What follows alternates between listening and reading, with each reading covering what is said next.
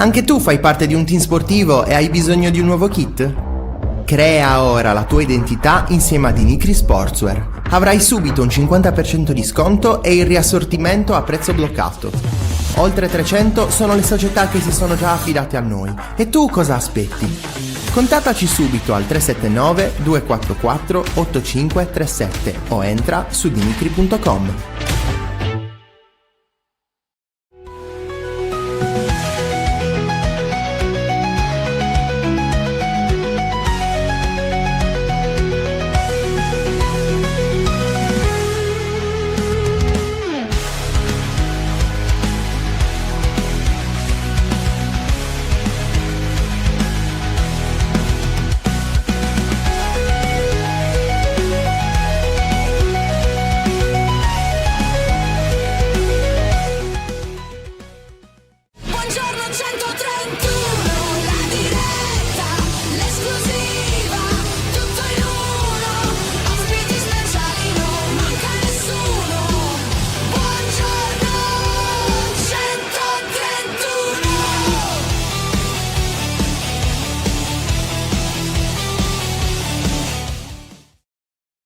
Buongiorno e bentrovati, nuovo appuntamento con Buongiorno 131, oggi mercoledì 20 maggio, puntata 151, puntata dedicata anche a qualche notizia di mercato, qualche notizia riguardo il futuro. Avremo tra 10:10 e 10 e un quarto Gianluca Di Marzio di Sky Sport e poi avremo dalle 10:35 più o meno Vittorio Sanna. Andremo un po' ad analizzare quello che è la stagione del Cagliari, mancherà ancora una giornata, domenica alle 20:45 ci sarà appunto Milan-Cagliari, l'ultima partita di questo campionato abbastanza lungo, possiamo dire anche abbastanza duro da commentare, da vedere, insomma alti e bassi, l'abbiamo detto più volte da parte del Cagliari, però sì, speriamo che possa comunque terminare al meglio la stagione del Cagliari e magari superare anche quota 40, che è già sicuramente un ottimo traguardo. Vedo che siete già in tanti, vi ringrazio, salutiamo Violetta, salutiamo anche Nico, vediamo un po' che cosa ci dirà, anche se è ancora presto, perché oggi è appena 20 maggio. Ricordiamo che il 5 giugno, vado a memoria, ci sarà appunto ci saranno i calendari della nuova stagione che inizierà 22-23 agosto, quindi insomma ci sono già 2 mesi e mezzo dove ci saranno insomma varie situazioni, ma già in giro ci sono situazioni legate al valzer degli allenatori, al valzer dei direttori sportivi e ovviamente al valzer dei giocatori. Quindi vediamo un attimino quale sarà la situazione, quali saranno le novità. Ricordiamo comunque che oggi, questa settimana e la prossima andremo avanti con Buongiorno 131, poi ci fermeremo qualche giorno per poi iniziare tutto il discorso estivo. È stato confermato il Cagliari a Ponte di Legno dal 22 luglio al 1 agosto, quindi comunque 131 ovviamente sarà presente e vi daremo nota come già il format degli scorsi anni, ovvero mattina e sera con tutte le news relative al ritiro, eventuali arrivi, eventuali cessioni, commenti da parte dei giocatori, dell'allenatore e della società nei primi giorni della nuova stagione. Insomma, questo per dire che 131 sarà comunque presente. Allora, Nicola dice buongiorno a tutti, oggi si prospettano bombe di mercato, legge il primo ospite, vediamo. Buongiorno Violetta, ben trovata. Buongiorno Dani, ben trovata anche a te, buongiorno anche a Carlo. Carlo, come sei? Sei in forma? -1. Tra l'altro, ecco, domani ne approfitto, in attesa che arrivi anche Fra, ne approfitto. Domani ci sarà appunto la puntata di Fanta 131, forse la penultima. Adesso vediamo se la prossima settimana magari farò un'altra live riepilogativa, vediamo un attimino come organizzarmi, però ecco, di base domani ritornerà Fanta 131 dove andremo ad analizzare l'ultima giornata, ci sarà tanto turnover, vediamo un po' quello che si riuscirà a fare. È ovvio che l'ultima giornata sappiamo che ci sono sempre portieri che cambiano, magari chi ha avuto meno spazio avrà la possibilità comunque di giocare, ma vedo che è arrivato. Eccolo. Sì, buongiorno, scusate, problema di microfono, non funzionava il microfono, stavo combattendo poi come sono entrato mi dava non collegato, quindi ho detto ma cosa sta succedendo? Quindi ho dovuto aggiornare e rimettere, insomma, perdonate tanto.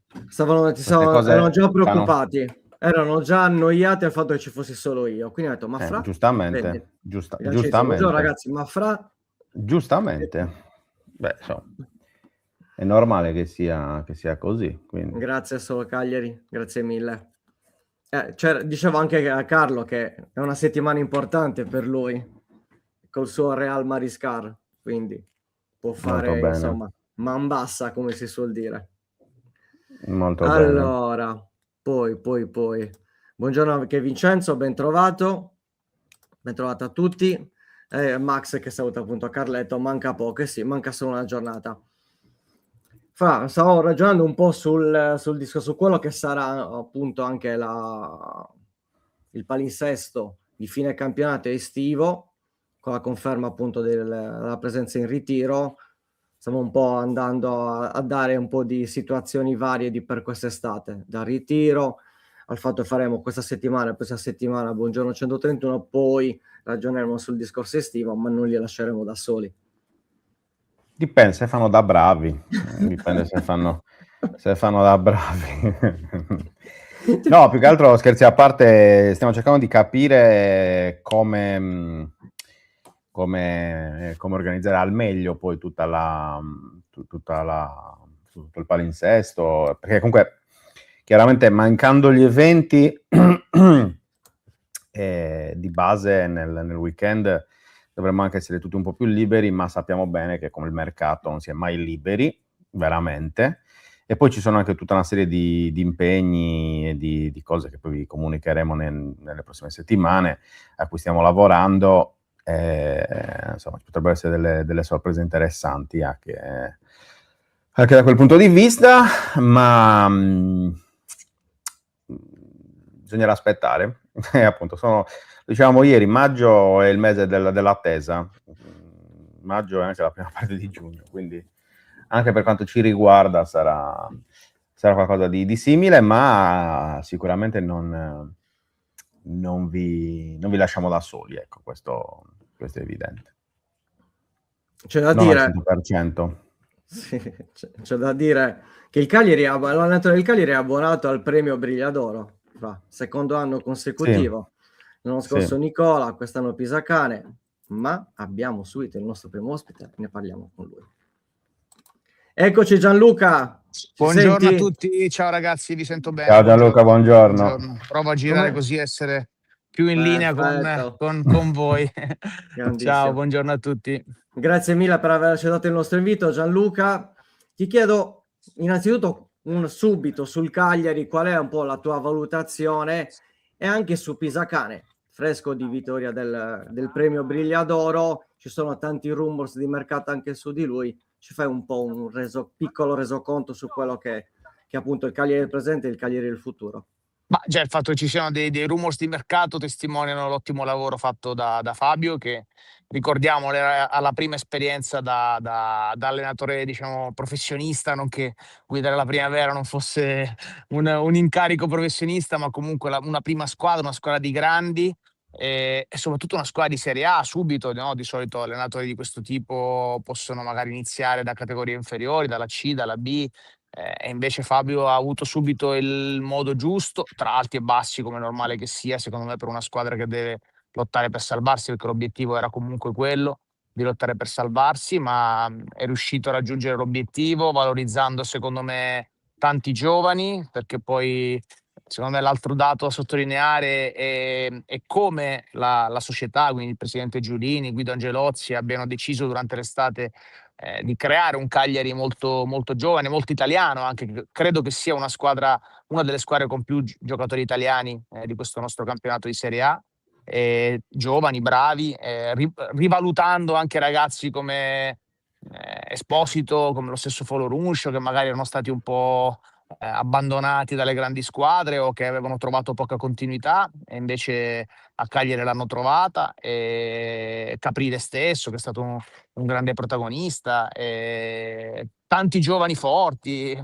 Poi Palestra è chiaro che è stata un'operazione facile, anche se lì magari a livello di patrimonio può essere stata un'operazione che magari meno darà al Cagliari in prospettiva economica, perché è chiaro che stiamo parlando di un giocatore che il Cagliari ha dovuto prendere in prestito secco, ma va ringraziato il Cagliari perché ha dato al calcio italiano, alla nazionale, in futuro non lo so se all'Inter, se al Manchester City, se a chi lo prenderà, un ragazzo che meritava di avere spazio, no, da titolare senza riserva alcuna, e l'Atalanta, nonostante punti sui giovani, perché è un'altra realtà che punta sui giovani, non aveva ancora, secondo me, forse capito il vero potenziale di questo ragazzo, altrimenti l'avrebbe trattenuto.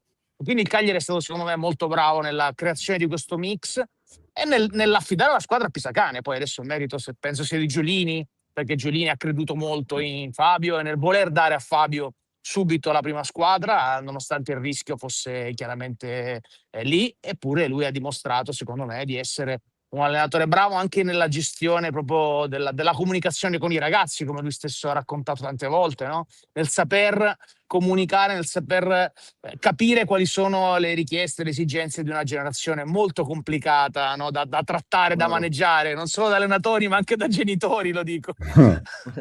Esatto, assolutamente, perché qui comunque ti posso dire, Gianluca, come in ogni piazza ha un po' diviso, c'è chi comunque ha reputato la stagione del Cagliari positiva perché comunque è arrivata la salvezza, ma si poteva fare qualcosa in più. Galeotte sono appunto quelle due partite famose, ovvero la sconfitta di Pisa e la sconfitta interna con il Lecce. Forse ecco, quelle 3 vittorie consecutive a fine gennaio, magari qualche scelta di mercato, insomma ha diviso un po' la piazza, ma questo penso che sia anche normale. Ma si può sempre fare di più, è chiaro, però ricordiamoci anche annate in cui un Cagliari forse anche più forte o comunque forte uguale si è salvato all'ultima giornata grazie anche a favore delle altre squadre che hanno fatto dei suicidi. Ricordate quanto è accaduto alla Salernitana quell'anno con l'Udinese e voi a Venezia. Sì, Quindi forse nel ricordare quei momenti forse è meglio dire essersi salvati con una giornata d'anticipo. Va bene così, perché poi arrivare all'ultima giornata come sarà per Lecce e Cremonese è da infarto, e invece il Cagliari comunque ne è rimasto, al di là che la salvezza aritmetica sia arrivata col Torino, è rimasto sempre abbastanza al di là della zona pericolo. Non c'è mai stato un momento, una percezione, ecco, forse soltanto la partita quella con la Cremonese che poteva essere delicata da quel punto di vista, però non c'è mai stata la percezione che il Cagliari potesse essere veramente coinvolto, no, fino all'ultimo nella zona retrocessione, e questo secondo me invece è un grande merito per ripeto, una realtà molto giovane, una squadra molto giovane, con un allenatore giovane. Forse non bisogna dimenticarsi di questo, cioè del fatto che è stata costruita una squadra giovane con un allenatore giovane. Non si può pensare che una squadra così young possa sempre cogliere tutte le occasioni che arrivano durante un campionato. Ci stanno assolutamente gli errori. Anche perché è ovvio che nel momento in cui fai qualcosa di nuovo ci sta a sbagliare, anzi più tenti più magari impari. È da capire ora lo step che si vuol fare, esatto. perché adesso chiaramente i giovani sono meno giovani, l'allenatore è meno giovane, e quindi cosa vorrà fare il Cagliari da grande e dopo aver superato l'esame di maturità? Secondo me è quello il punto interrogativo, e lo scopriremo durante il mercato, lo scopriremo nella scelta dell'allenatore, se ci sarà ancora lui, se lui andrà via, se il direttore sportivo, io mi auguro, perché leggo, sento che Guido possa andare via. Secondo me Guido Angelozzi è una garanzia, quindi non capisco il perché nel caso si pensi a è una sua scelta, allora per carità, ma altrimenti penso che il primo mattoncino dovrebbe essere proprio la conferma di Guido Angelozzi. Fra, su questo? No, su questo più che altro approfitto di Gianluca per chiedere che Cagliari si affaccia al mercato, cioè, perché l'anno scorso, no, noi di questi giorni il Cagliari arrivava dalla salvezza il Venezia, quel 4-0 clamoroso, no? Con il gol di De Iola, il più bello dell'anno.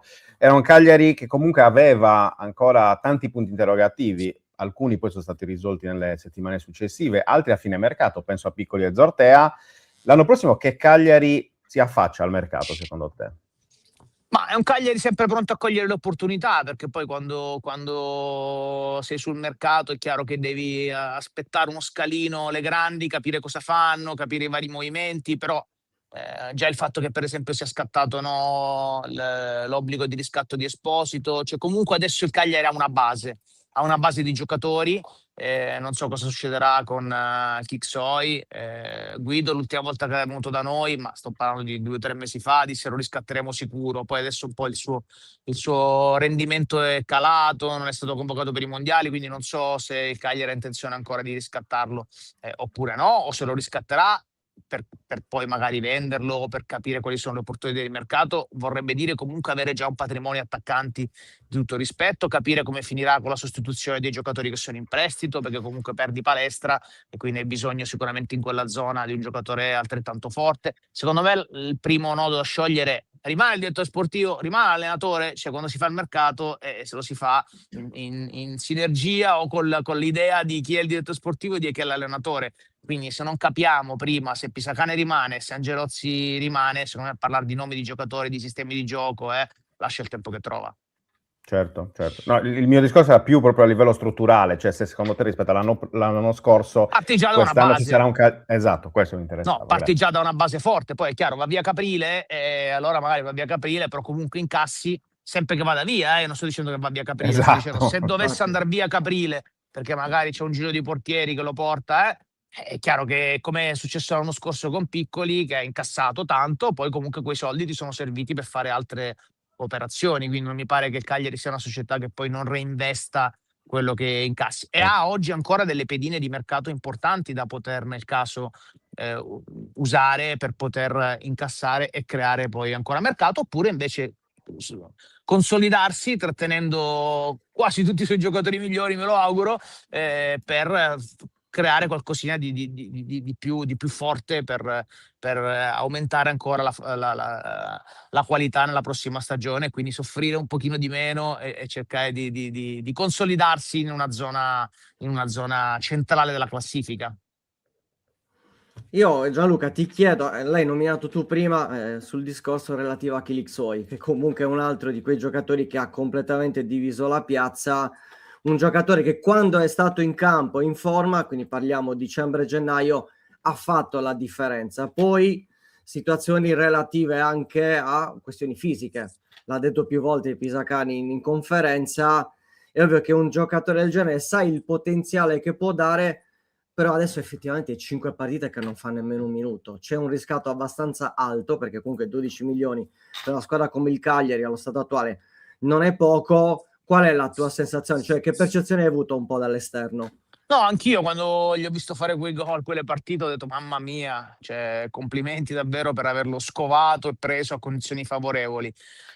Poi evidentemente la seconda parte finale della stagione ci ha fatto capire perché si era trovato in quella situazione e quindi perché evidentemente poi non è stato convocato per i mondiali. Cioè, evidentemente è un giocatore che ha poi dei cortocircuiti a livello forse di continuità, penso, fisica, mentale, adesso non lo so, poi non conoscendo bene la realtà le sue problematiche mi diventa difficile giudicare. Però io sulla base di quanto fatto nei momenti migliori punterei ancora su di lui. Cioè, è vero che è una cifra importante, ma è un attaccante. È un attaccante e gli attaccanti hanno bisogno anche sempre di tempo per poter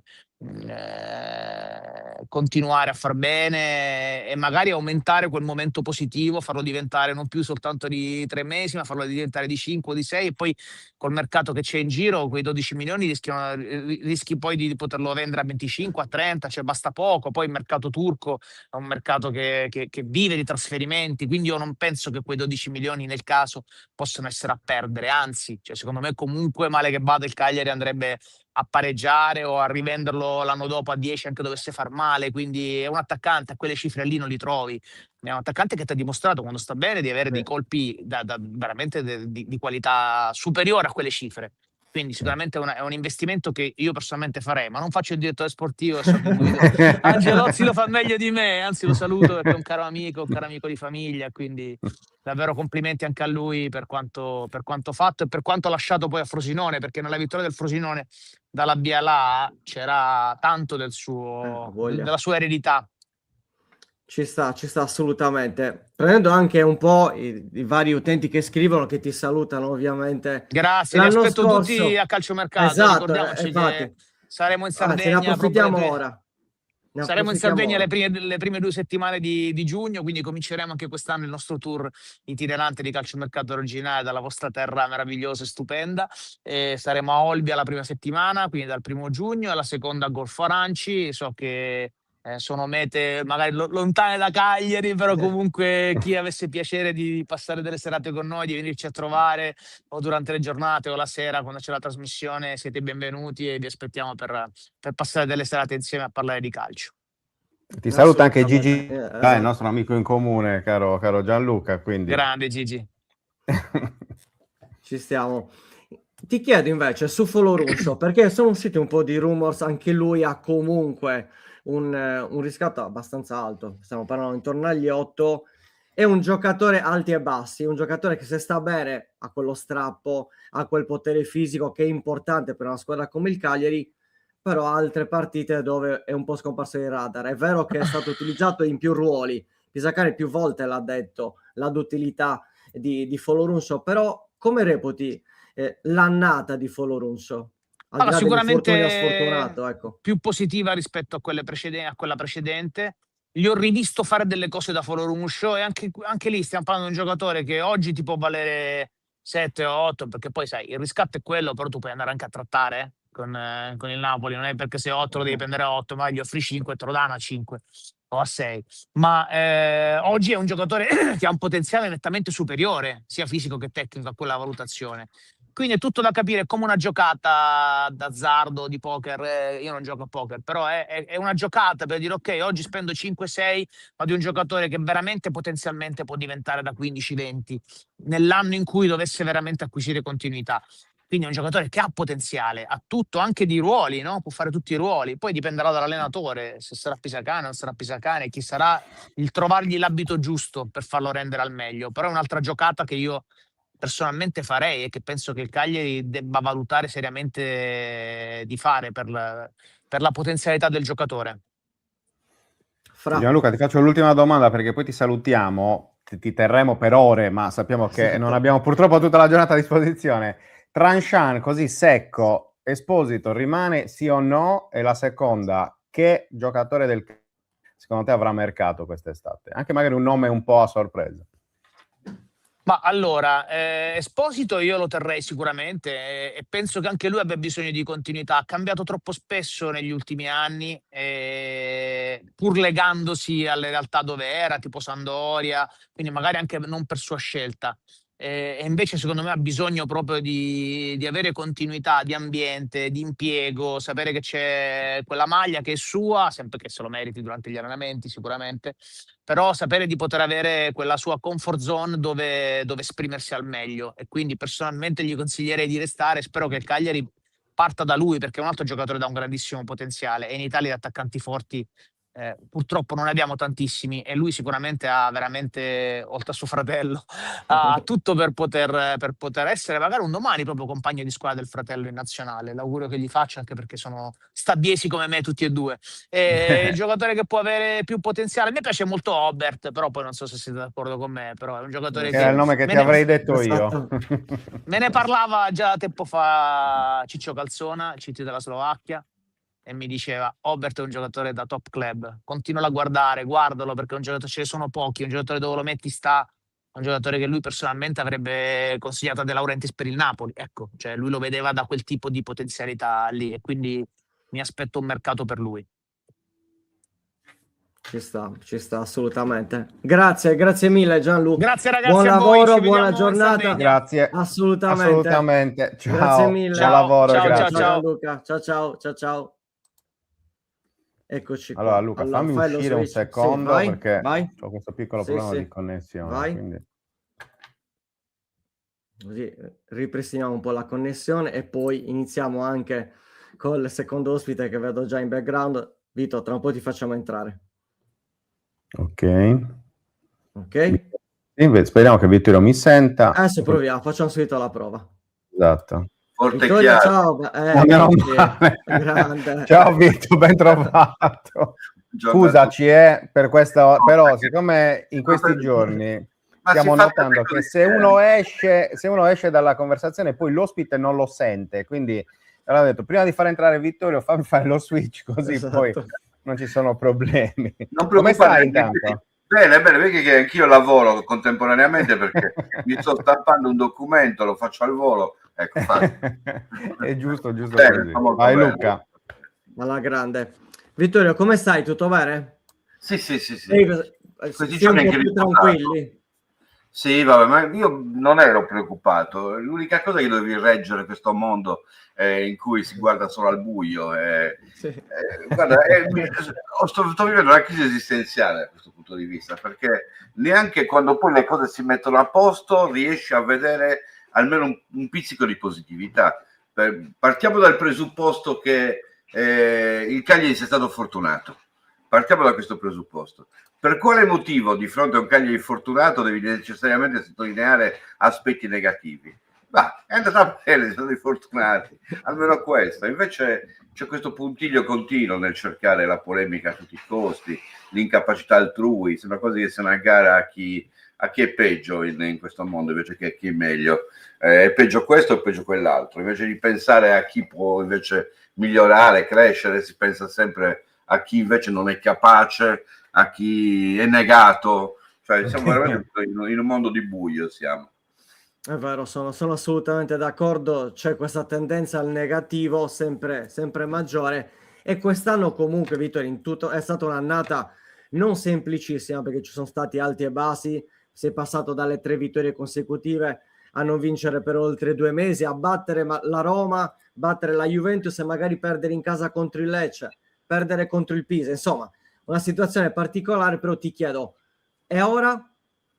E ora non si sa niente, perché questo è il bello del tutto. Intanto, mentre tu parlavi, mi è venuto in mente, siccome ormai ho la possibilità di fare comparazioni con il passato, mi sarei immaginato con tutti questi fortunati le conferenze stampa o le interviste, che ne so, di Gianpiero Ventura, siamo in piena emergenza, oppure di Mazzarri, ma con tutti questi aspetti. Cioè, in tutta questa cammino difficile, non c'è stata una volta in cui è stato citato il giocatore assente. E io dico che almeno questo bisogna riconoscerlo, che abbiamo avuto una marea di infortuni, uno dietro l'altro, anche i giocatori che stavano andando bene, e che non c'è stata una lamentela in merito, cioè si è pensato subito a trovare il rimedio. Ecco, da questo punto di vista è già un aspetto positivo che mettere in evidenza. E adesso mi fai una bella domanda, perché adesso noi diamo per scontato che tutto deve procedere in continuità.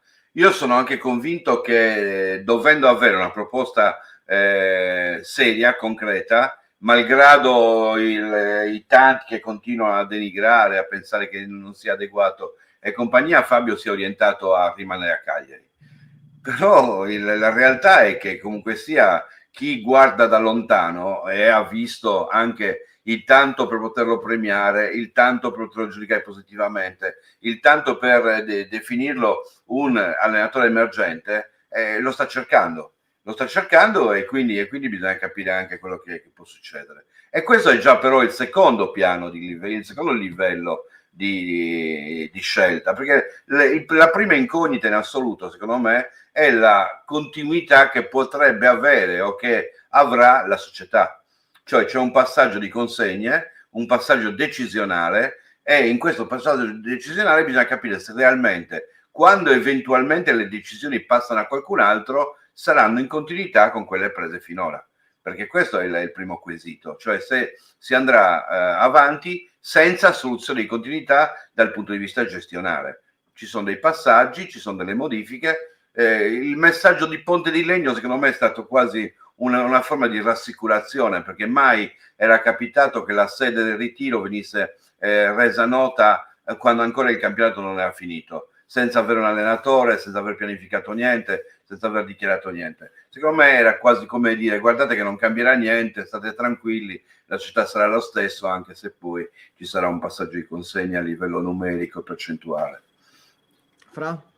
Sì, tra l'altro poi possiamo anche svelare un retroscena simpatico. Da Ponte di Legno volevano ufficializzarlo anche prima rispetto alla salvezza aritmetica, il Cagliari che ha rallentato un attimo, perché nella serie va bene tutto, però insomma rispettiamo quelli che sono anche noi i passaggi canonici. No, Vito, il tema è molto è molto centrato, cioè quello che tu hai detto, perché effettivamente noi quest'anno ci ritroviamo ora a fare un bilancio, perché al di là di quella che poi sarà la partita contro il Milan, che speriamo. Che non è poco, Vado anche io, spero che vinca, quindi figurati. Cioè. Che non è poco, perché tu vinci contro il Milan, intanto vinci dopo 27 anni, dopo 29 anni, quindi stai vincendo una partita in uno stadio, vinci all'ultimo onorando lo sport e vai a 43 punti.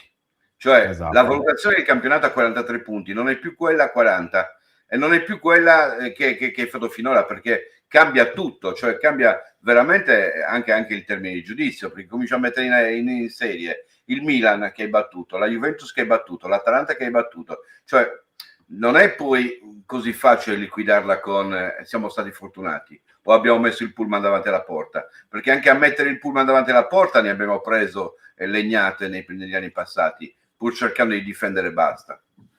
Sì, e tra l'altro c'è l'ultimo commento che è un po' quello che è il ragionamento che facevamo anche ieri con Diablo Spedicati, ma un po' in generale, cioè effettivamente il Cagliari secondo me quest'anno paga, riparto un po' dall'inizio, faccio anche a te il discorso che ho fatto ieri, cioè è un'annata per me da 6,5. Tu che sei un insegnante sai bene che il 6,5 non è un voto per nulla disdicevole, anzi è un voto assolutamente positivo, perché ci sono state delle grandissime cose, le vittorie contro le big come hai detto tu, ci sono state delle altre grandi cose come la valorizzazione di tanti giovani, 9-2005 fatti esordire e alcuni fatti giocare costantemente, no? Perché Idrissi si è fatto male, poverino, qualche settimana fa, perché se no avrebbe anche lui aumentato sicuramente le sue presenze in Serie A e non solo. Però ci sono anche quei 2 periodi neri, no? Dei mesi senza vittorie. Ecco, l'inesperienza e l'incostanza di questa squadra nasce proprio da quello, cioè dal fatto che tu all'inizio dell'anno hai puntato su un progetto giovane, dandolo a un allenatore senza esperienza in Serie A, dandogli, quindi dando a lui dei giocatori con poca esperienza. Penso che sia abbastanza normale che poi alla fine sia successo quello che è successo, no? Cioè, bisogna valutare tutto, perché è facile sparare nel mucchio, però poi il nostro lavoro è sempre quello di analizzare un po' dall'esterno e guardare tutta l'annata. Ti trovi d'accordo con questo? Allora, io mi trovo d'accordo sul 6,5 analizzando tutti gli aspetti tecnici, però sarei orientato a dare un voto maggiore se calcolo altri elementi, cioè siccome sono abituato a scuola a capire che ci sono dei ragazzi che in un processo di crescita hanno maggiori difficoltà a crescere, o almeno decollano magari molto più avanti, io valuto sempre l'impegno al 100%, la lucidità di questo impegno, la capacità di gestire le pressioni che c'è stato durante l'anno. Quindi se io analizzo quanto è stato bravo a gestire anche i momenti difficili, anche dal punto di vista nervoso, della tensione, del proporsi alla gente, io dico che in quel caso ha mostrato di essere superiore a gente come Di Francesco, a gente come Mazzarri, a gente come anche Nicola, cioè nel senso che lui di fronte alla pressione, alla difficoltà, è stato capace di mantenere comunque un equilibrio costante. Quindi da questo punto di vista gli darei un voto molto più alto, l'impegno pure, e quindi quel 6,5 lo porterei a 7 se dobbiamo dare un voto non alla squadra, al rendimento della squadra, ma alla gestione della squadra, a come è stata gestita la squadra. Darei un voto maggiore per questa ragione, perché comunque sia è stato sempre coerente. Non ha avuto l'allenatore, parlo dell'allenatore più della squadra in questo caso, dei momenti di cali o di isteria o di nervosismo o di depressione, non ha mai mostrato, certamente li ha avuti, ma non li ha mai mostrati ed è stato capace veramente di gestirli, e tutto sommato di fronte anche alle disgrazie non si è mai appellato alla disgrazia, ma ha cercato soluzioni, anche quando le soluzioni non hanno pagato. Quindi questo mi porta a dargli mezzo voto in più rispetto al tuo 6,5. È chiaramente un 7, non è niente di trascendentale, ma è un 7 legato proprio a come è stato capace di guidare un cavallo imbizzarrito qual è il Cagliari degli ultimi anni, perché il Cagliari è sempre stato negli ultimi anni un cavallo imbizzarrito. È andato benissimo anche con Nicola fino a gennaio, mercato di gennaio, Nicola cambia completamente la sua versione, diventa molto metodico, sempre gli stessi uomini, molto più chiuso, poco propenso a guardare alla valorizzazione dei giovani, chiuso in quei 15-16 uomini di fiducia e mai qualcosa di nuovo. Quindi, ripeto, da questo punto di vista io mezzo voto in più io darei rispetto al tuo 6,5, che condivido sul piano della resa della squadra, può essere anche giusto. Cioè nel senso che abbiamo fatto qualcosa di più della sufficienza, e la sufficienza è la salvezza. Assolutamente, no, mi piace il tuo punto di vista proprio da insegnante, cioè ci tenevo, ecco, anche a tirare fuori questo, perché appunto poi noi diamo dei voti facendo le pagelle, ma nessuno di noi insegna, e quindi non lo facciamo quotidianamente, quello di dover valutare, no, il cammino giorno per giorno. Senza volerlo insegnano tutti, io ai miei bambini o ai ragazzi a cui mi rivolgo, anche all'esordio, soprattutto adesso che faccio dei corsi che durano solamente 2 o 3 incontri, dico subito: guardate ragazzi che io non sono venuto a insegnarvi niente, sono venuto a imparare. Prima di tutto devo imparare chi siete, poi magari sulla base della mia esperienza posso darvi qualche consiglio, però guarda che è vera questa cosa. Un insegnante deve mettersi in testa che la prima cosa che deve fare è imparare il tempo che cambia, i ragazzi che cambiano, le situazioni che cambiano, perché se tu non ti poni in questa condizione non sei in grado di trasferire niente delle tue conoscenze e delle tue capacità. E prima di ripassare la palla a Luca, ti chiedo, c'è qualcosa che ti ha stupito di questa stagione? Perché adesso, ripeto, stiamo facendo praticamente il bilancio, quindi si possono già fare le valutazioni. C'è qualcosa che tu non ti aspettavi, onestamente, di questa stagione, di come poi si è concretizzata, ecco, fino alla salvezza? Sebastiano Esposito, cioè nel senso che io l'ho visto molte volte in modo anche irritante, devo dire, da cronista, quando sei mezzo tifoso, mezzo giornalista, perché molte volte assumeva atteggiamenti che erano più propensi all'io che al noi, cioè erano più propensi alla sua realizzazione che alla realizzarsi per mettersi a disposizione della squadra. Io concepisco il calciatore in questi 2 termini: un calciatore o qualsiasi atleta deve crescere individualmente, perché crescendo individualmente può mettere a disposizione di più a favore della squadra. Quindi questo è il mio parametro. Vedevo che Esposito, molte volte mi pareva che Esposito questo non lo facesse, e qui devo riconoscere a Pisacane di averci creduto e alla fine di aver avuto ragione. Ecco perché mi ha sorpreso, perché nelle ultime 2 o 3 partite io ho visto veramente un leader, un potenziale leader, pur essendo così giovane, che ha forse capito che per realizzarsi non è necessario pensare solo a se stesso, ma è anche rendersi utile per gli altri. E a mio giudizio, in determinate situazioni, nelle ultime gare, lui è stato capace di fare questo. Luca? È stato determinante soprattutto nelle ultime gare. Invece andiamo a un altro giocatore, Vittorio. Ne abbiamo parlato tanto, divide tanti, ne abbiamo parlato anche prima con Gianluca Di Marzio, ovvero Kilxoy. La gestione di un giocatore che sicuramente dal punto di vista tecnico superiore agli altri, però a livello fisico insomma ha delle problematiche, e quindi 12 milioni di riscatto. È vero che c'è sempre il discorso societario, quindi ad oggi non si sa chi deciderà effettivamente quale sarà il futuro dei giocatori, allenatore, magari direttore sportivo. Però ecco, con Kilixoy che idea ti sei fatto anche sulla gestione del giocatore? Guarda, Kilixoy secondo me rappresenta veramente il rovo che è in questo momento il calcio. Tu cerchi di recuperare il pallone che ti è andato in mezzo alle spine e rischi di uscirne graffiato. Non solo graffiato, ma tu rischi di non uscirne proprio. Perché dico questo? Perché non capisci dove finisce la valutazione del calciatore e dove inizia l'operazione commerciale.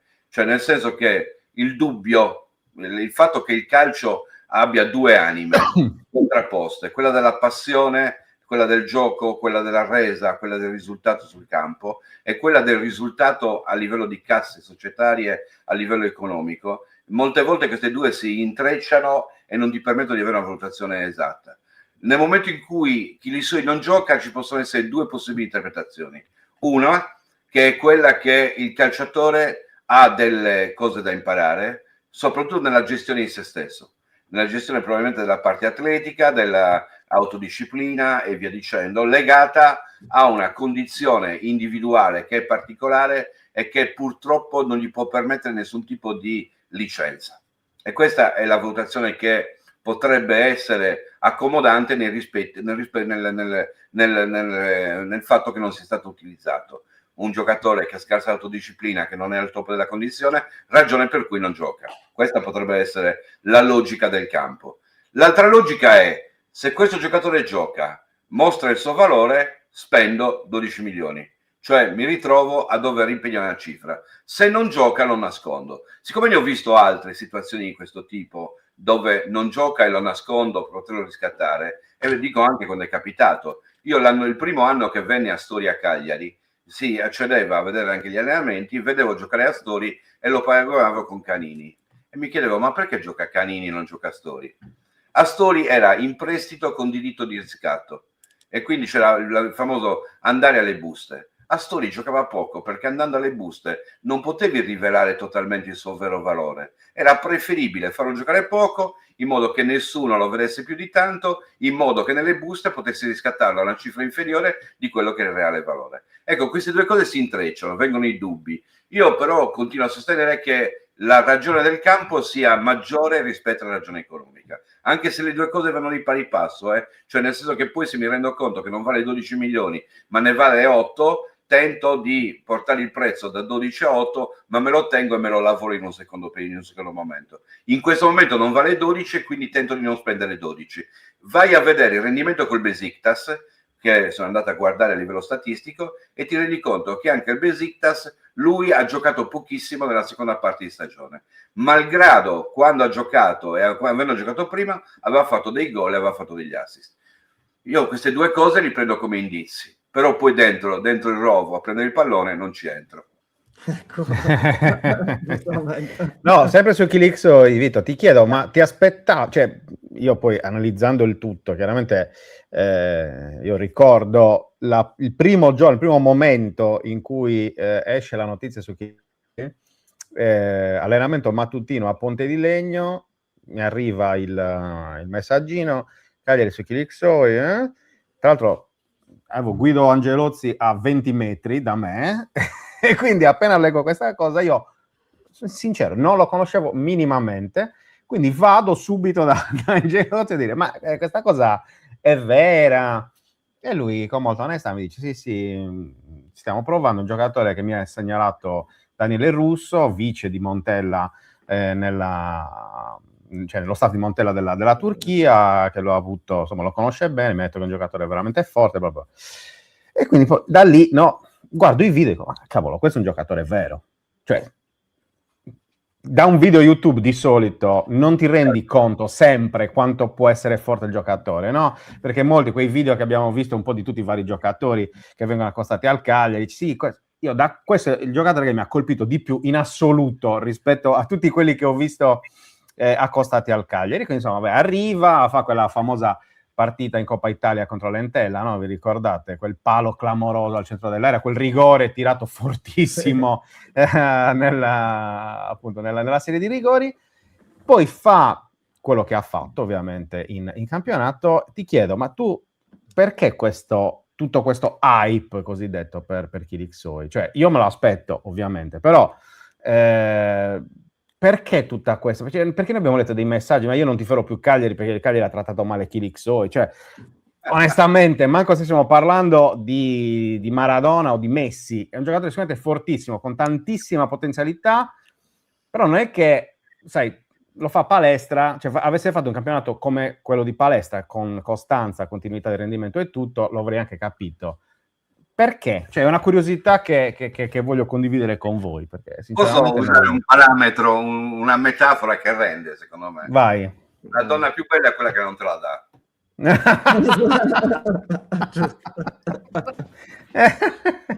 molto.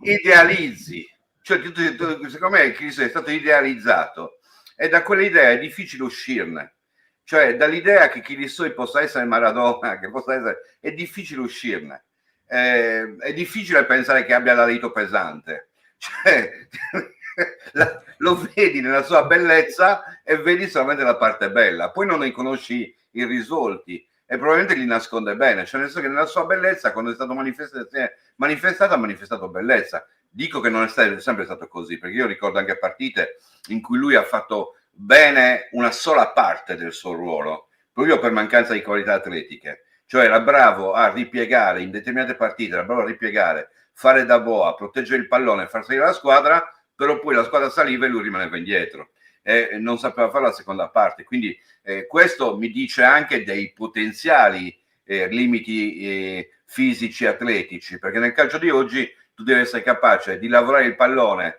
poco vicino al cerchio del centrocampo, scaricarlo sugli altri, ma poi essere dentro l'area quando poi arriva il pallone. Quindi devi fare le due fasi, le devi saper fare. Lui ne faceva una molto bene, perché la faceva molto bene, anche quella di proteggere la palla, di venire fuori fra 2 o 3 uomini, scaricava, ma poi quando l'altro saliva lui non saliva, rimaneva indietro. E non rimaneva indietro perché non voleva salire, non ce la faceva.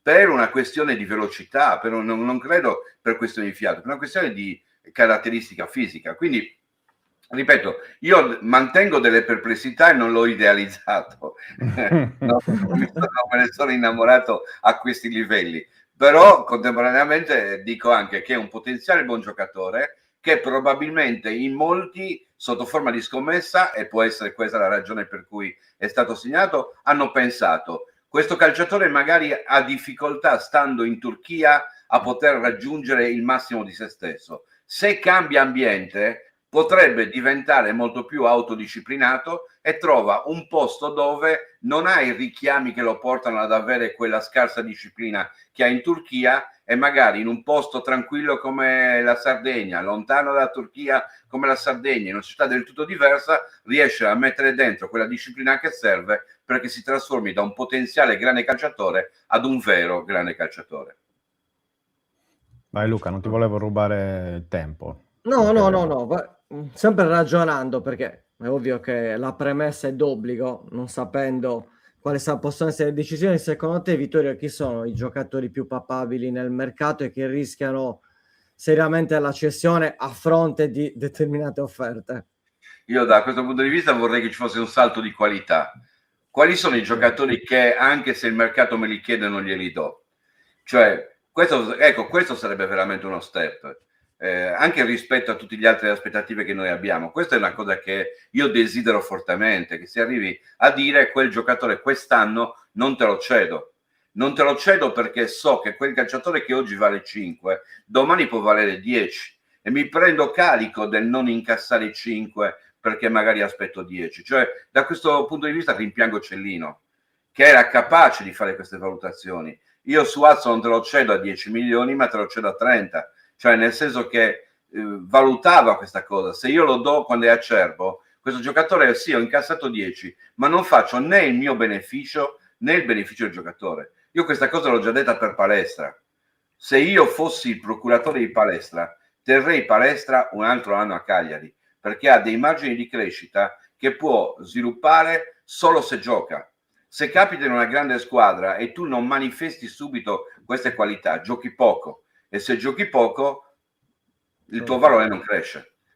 Questa è una cosa che è capitata e che capita purtroppo a tanti giocatori italiani. Siccome giocatori italiani validi ne abbiamo pochissimi, vengono subito ceduti alle grandi squadre. Nelle grandi squadre fanno uno step che è troppo alto per loro, non hanno la possibilità costante di continuare a crescere e misurarsi, e se non hanno una capacità emotiva di reggere al poco utilizzo, difficilmente riescono a farlo. L'altro ieri ho sentito un'intervista di Alexis Sanchez, che è molto opportuna in questo caso, che parlava di quando lui è arrivato all'Inter e l'allenatore era Conte e aveva davanti due grandissimi calciatori, adesso non ricordo quali fossero, e dice: se io nei 10 minuti in cui gioco non riesco a essere al top della condizione, non giocherò più.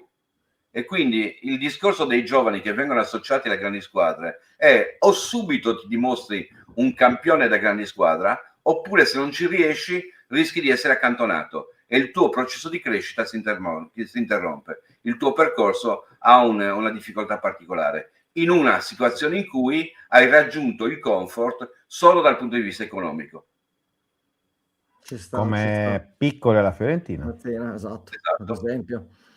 Che non è andato neanche male rispetto ad altri. Cioè, posso fare tanti altri esempi ma anche che capitati, cioè, adesso è andato via Biondini che non ha reso come doveva rendere, cioè Cellino questa cosa la sapeva, l'aveva capita a suo tempo e sapeva quando il calciatore poteva essere pronto per un'altra squadra. Non aveva ceduto Matri, gli aveva detto prima: Matri, mostrami in 6 mesi che tu sei in grado di fare i gol per salvare il Cagliari. E Matri a quel punto ha scommesso con lui e a gennaio è stato ceduto alla Juventus. Però questo grado di stimolo, di dimostrazione che sei arrivato al punto per poter arrivare a quella squadra è contemporaneamente una forma di tutelare il calciatore e contemporaneamente una possibilità di incassare molto di più per la società. Ecco, qui sì che c'è un livello in cui le due cose possono diventare compatibili. Detto che secondo me Palestra renderebbe più in un campionato estero, mi viene a pensare alla Premier League, che i giovani li fa giocare. Guarda, ti dico qual è in questo momento il luogo, il margine di crescita di Palestra dal mio punto di vista. È ottimo, è da grande squadra fino agli ultimi 20 metri. Non è da grande squadra nella decisione finale e non è poco. Cioè, se io porto il pallone negli ultimi 20 metri in vantaggio numerico 3 contro 2 e compagnia cantante e poi sbaglio la scelta, mi lapidano in una grande squadra. Beh, è successo anche contro il Torino, Sì. Mi ricordo Marocchino, mi ricordo Paccione, mi ricordo tanti esempi che ti posso fare, che erano grandi calciatori in provincia e poi alla fine si perdevano nella grande squadra, perché è vero che hai più occasioni, ma è anche la percentuale del tiro deve essere maggiore. Cioè è vero che nell'Inter ti capitano 10 occasioni, però se di 10 ne sbagli 9, anche se ne hai fatto uno, non va bene, perché capiterà la partita in cui ne hai 2 e ne devi segnare almeno uno. Sei preso per il contrario, per farne 9 e sbagliarne una. Quello è il discorso. Vito, siccome siamo quasi alla fine, perché sappiamo che alle 11 devi salutare, quindi ne approfitto per farti un'altra domanda. Tanto stiamo ragionando, stiamo sempre parlando un po' così. Ipotizziamo, resta Pisacane, resta Angelozzi. Anche a livello societario c'è una sorta di continuità con quello che è stato quest'anno, cioè magari gli americani fanno comunque restare Giulini al comando, diciamo così, anche se poi non ha magari più la maggioranza delle quote. Comunque ipotizziamo, c'è continuità con la stagione che si sta chiudendo adesso. Dove rinforzi il Cagliari sul mercato? Intanto nell'intesa che ci deve essere tra presidente, allenatore e direttore sportivo. È il primo passo, cioè nel senso che proviamo a immaginare cosa è successo all'inizio di quest'anno. Tu sei Fabio Pisacane. Chi sei? Fabio Pisacane. Cosa hai fatto? Non vale niente. Quindi praticamente tu accetti tutte le condizioni perché io ti sto dando la grande opportunità della vita.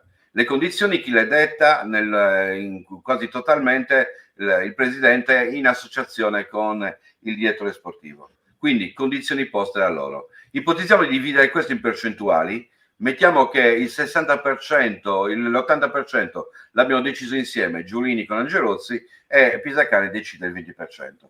Per poter mantenere il sodalizio devi entrare nell'ottica che per l'anno prossimo Pisacane non deciderà più o non chiederà di decidere per il 20%, cioè non ti accetterà tutto, ma ti porrà altre condizioni, come fanno gli altri allenatori. Condizioni che quest'anno non poteva porre perché era appena arrivato, ci sto dando la grande opportunità della tua vita. Ecco, se Angelozzi e Giulini sono disposti a accettare questo nuovo equilibrio, si può iniziare a parlare. E da lì potresti cominciare a capire anche che tipo di filosofia, perché andiamo a vedere quanti erano i giocatori della primavera che sono stati presi quest'anno. Alla fine l'unico che è stato trattenuto è stato Idrissi, o meglio trattenuto, è ritornato ed è stato trattenuto. Cioè quel passaggio di cui si era parlato della valorizzazione dei giovani Pisacane è avvenuta parzialmente, non è avvenuta totalmente. Vinciguerra, ad esempio, non l'hai tenuto, l'hai dato via e forse Pisacane in una condizione diversa avrebbe chiesto di tenerlo. Tant'è vero che un giocatore simile poi siamo andati a cercarlo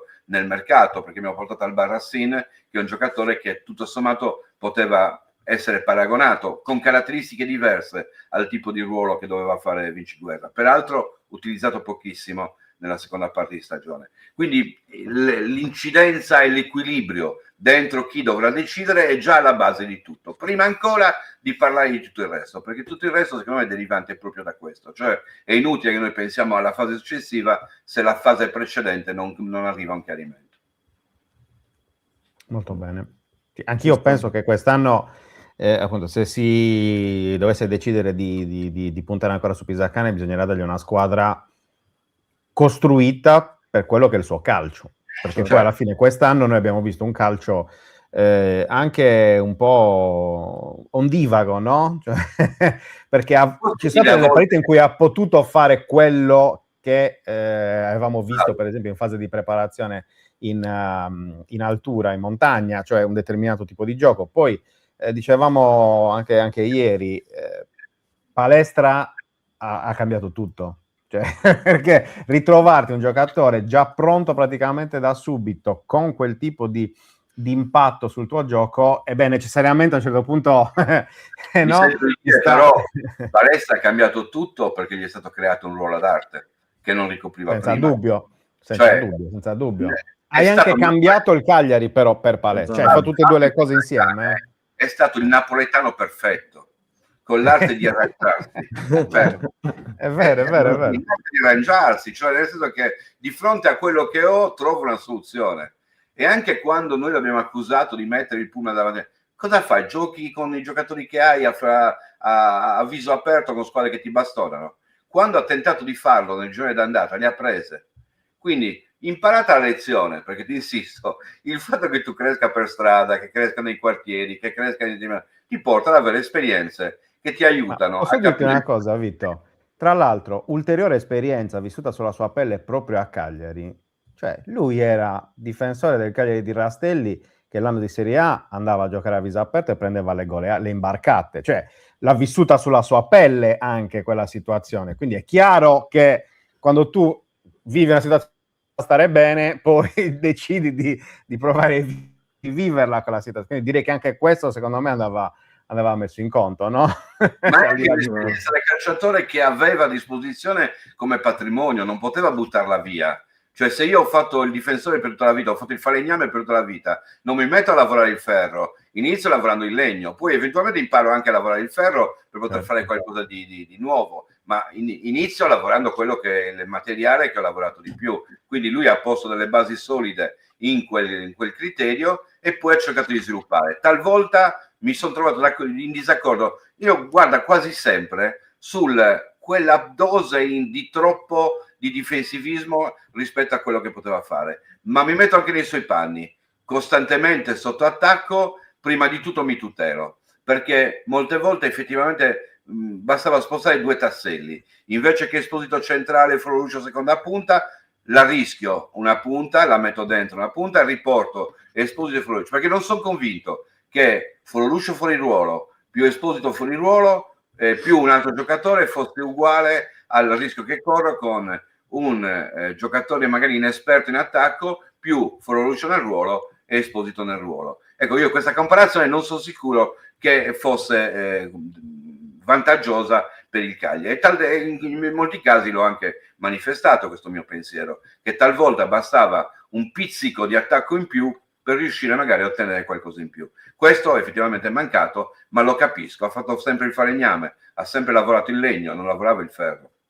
E poi soprattutto deve costruirsi anche l'esperienza. Esatto, cioè, esatto. Quello che diciamo, sempre. Senza tagliarti, senza perdere le dita. Cioè, nel senso che io ho conosciuto la marea di falegnami che nel loro lavoro perdevano le dita. Quindi lo devi fare anche cercando di evitare di farti male. E siccome erano tutti pronti appena si succedeva qualcosa a chiederne il capo, ecco che tentava di tutelarsi anche da questo punto di vista. Certo, no, ma poi quello che abbiamo sempre detto, Vito, no? Cioè, il giovane per crescere deve anche poter sbagliare. Certo, non deve fare l'errore fatale, perché anche noi quanti errori abbiamo fatto da quando siamo nati a oggi. Se siamo qui, evidentemente è perché... Guarda, è bellissima questa tua frase, no? Però te la condisco. Il giovane deve poter sbagliare. Per mantenersi giovani dobbiamo continuare a sbagliare anche da vecchi. Così ti mantieni giovane. È vero, no? È vero. Claro.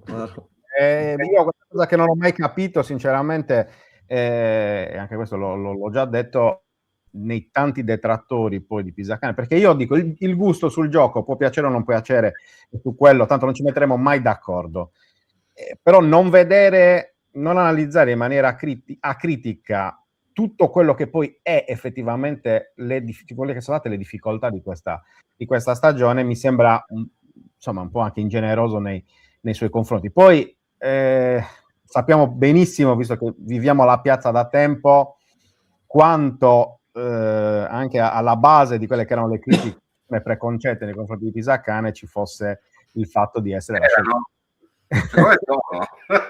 Cioè,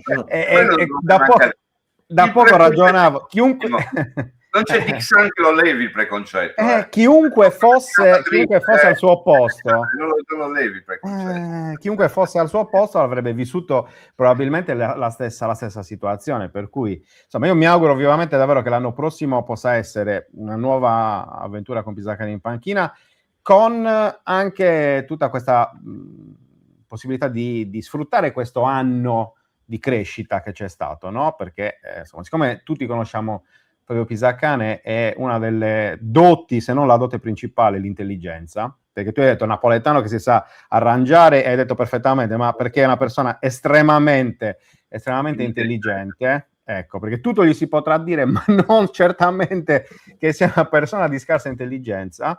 Proprio per questo, per l'anno prossimo, io prevedo che possano esserci ulteriori sviluppi positivi per il Cagliari. E poi chiudo, proprio per il discorso che facevamo prima, perché magari l'anno prossimo, avendo più potere contrattuale anche di decisione, di scelta sui giocatori e su tutto, possa anche puntare a far vedere quello per cui ha studiato e non soltanto la capacità di sapersi arrangiare, che è ottima, intendiamoci, è ottima. Però, siccome sappiamo che è un allenatore di principi, magari appunto l'anno prossimo con una squadra più rispondente ai suoi principi, magari avrà anche la possibilità di far ricredere qualcuno, Vito, Cioè, ma la potenzialità che faccia parte, no? L'ha mostrata già quest'anno. Nel momento stesso in cui noi pretendiamo che salti 2 eventi, è perché ha dimostrato di poter saltare 2 eventi. Se poi ha saltato 2,17 e non 2 eventi, non significa che sia fallito, perché per assurdo i denigratori sono quelli che gli riconoscono che può saltare 2 eventi. Tu prova a pensare a 2 o 3 partite, a quella col Pisa che dovevi vincere e la potevi vincere, a qualche altra che potevi vincere. Cioè, se tu metti su 6-7 punti in più di quelli che effettivamente potevi ottenere, perché poi partite, è vero, ne abbiamo recuperato qualcuna, però è vero anche che sono più quelle che non abbiamo vinto giocando un certo calcio di quelle che abbiamo perso invece che abbiamo recuperato giocando un cattivo calcio. Quindi la potenzialità l'ha già colta quest'anno, e con un pizzico di esperienza in più, con qualche giocatore in più, con maggiore sicurezza anche da parte sua, chiaramente, perché la sicurezza te la costruisci con l'esperienza. Ma io questo processo di crescita l'ho visto e lo intravedo. Ecco perché sono d'accordo con te sul fatto che correggendo 2 o 3 cose, dando fiducia al tecnico, ci possano essere dei margini ulteriori di crescita. Assolutamente. E aggiungo, giusto per chiusura su tutto questo, anche magari qualche infortunio in meno. Assolutamente qui, sì. E lì c'è da studiare. Sì, e lì c'è da studiare per capire cosa si può migliorare per evitare qualche infortunio in meno. Soprattutto non quelli di carattere traumatico, ma quelli di carattere muscolare, perché quelli di carattere traumatico sei lì, anche nell'impatto. Se tu sei in una condizione fisica adatta, ti fai meno male di quando invece magari c'è qualcosa che non va. Quindi va studiato se c'è qualche motivazione di questo tipo. L'altra cosa relativamente alle partenze, quando parlavo di potere decisionale, credo che dopo un anno di questo tipo Pisacane possa essere anche quello, vorrei la conferma di questo, e quindi tornando al mercato potrebbe essere lui a definire certi giocatori intoccabili, come richiesta, come condizione sine qua non.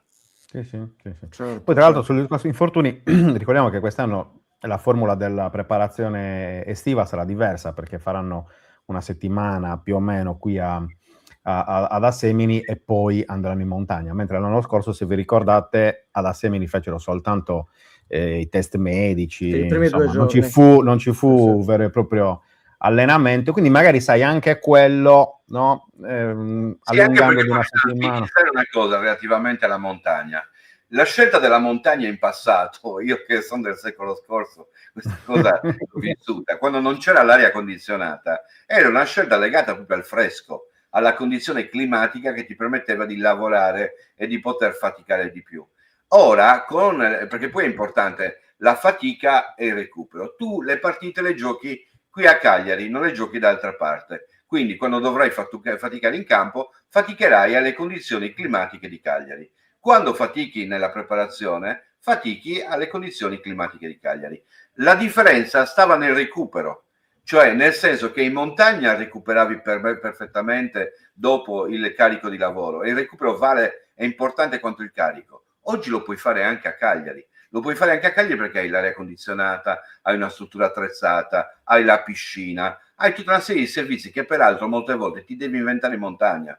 Cioè trasferire la comodità in montagna non sempre è facile, perché basta una cosa che non funziona e ti viene a mancare qualcosa. È vero, alleni il disagio, contemporaneamente però non ti prepari al meglio. Ci sono e sono anche queste delle valutazioni da fare. Quindi per me il disco, intanto anche la montagna che è stata scelta, se noti, non è l'altura, è un punto medio, è collinare, non è andare in alta montagna come si faceva in Trentino, via dicendo, che mi pare il Ponte di Legno, mi pare che sia 1000 metri, 1200, mi ricordo il numero giusto, però insomma, sì. 1000 metri.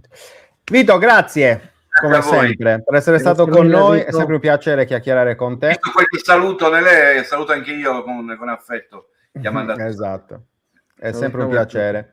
Un abbraccio e buon lavoro, a presto. Grazie mille. Ciao Vito. Ciao. Eccoci qua. Muy bien. Stamattina non so perché ogni tanto avevo ma dovrebbe essere tutto fluido, sì, insomma, mi sentivo senza problemi. Sì. Ogni tanto saltava mezzo secondo, ma ogni tanto. Ma non capisco il motivo, c'ho dei dati di connessione pazzeschi. Sempre la nostra amica StreamYard. Non lo so, non so cosa possa essere, vabbè, comunque. Perché abbiamo sentito tutto, non è saltato nessun collegamento, quindi. Sì, vabbè, l'importante è che non ci siano persi pezzi. No. Esatto. Almeno io da qui non l'ho notato, però avrebbero sicuramente segnalato. Sì, no, ma infatti. Quindi vuol dire che hanno tutto a posto. Va bene. Direi che possiamo chiudere. Direi grazie ragazzi. Perfetto, grazie Marco, salutiamo anche Marco Camba. Anche Alessandro che ce lo scrive, anche Nil, quindi tutto a posto. Va bene. Salutiamo Sassarese Medio. Perfetto. Si collega sempre con calma perché, esatto, a fine diretta. A fine diretta, tanto sa che oltre le 11 ci siamo, quindi sì. entra. E invece oggi, vabbè, che poi sono le 11:10, attenzione. Che ieri abbiamo chiuso alle 11:30. Ma ieri era. Va bene, bella gente, ci vediamo domani. Domani, ore 10, ultima giornata. Cristiano, te la puoi recuperare, guarda, tanto come finisce la diretta, torni indietro, esatto, come fa Pirix, tornate indietro. La cosa buona di YouTube è quella che potete tornare indietro senza grossi problemi. Va bene. Grazie mille a tutti quanti, ragazzi. Ci vediamo domani. Una buona serata e ci vediamo domani alle 10. Grazie a tutti. Ciao Fra. Ciao a tutti. Ciao. E sigla.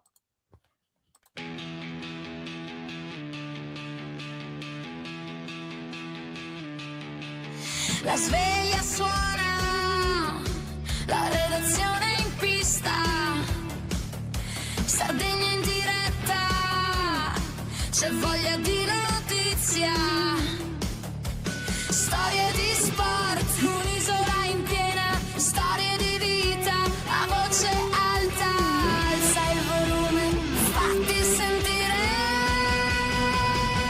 buongiorno 131, la diretta, l'esclusiva, tutto in uno, ospiti speciali, non manca nessuno, buongiorno 131.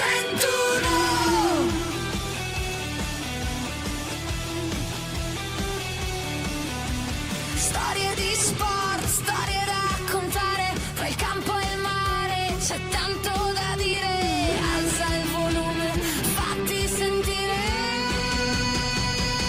buongiorno 131, la diretta, l'esclusiva, tutto in uno,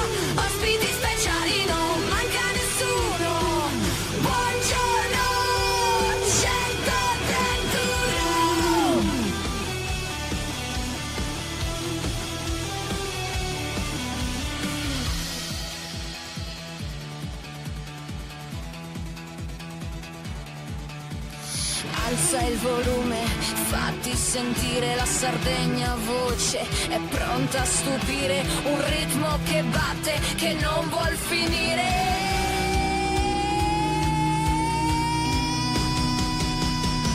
Buongiorno 131, la diretta, l'esclusiva, tutto in uno, ospiti speciali, non manca nessuno.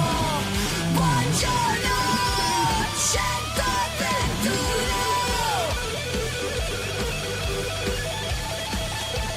131.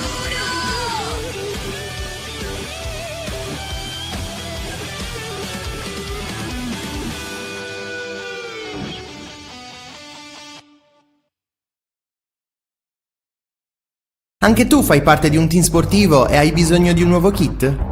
Crea ora la tua identità insieme ad Inicri Sportswear. Avrai subito un 50% di sconto e il riassortimento a prezzo bloccato. Oltre 300 sono le società che si sono già affidate a noi. E tu cosa aspetti? Contattaci subito al 379 244 8537 o entra su dinicri.com.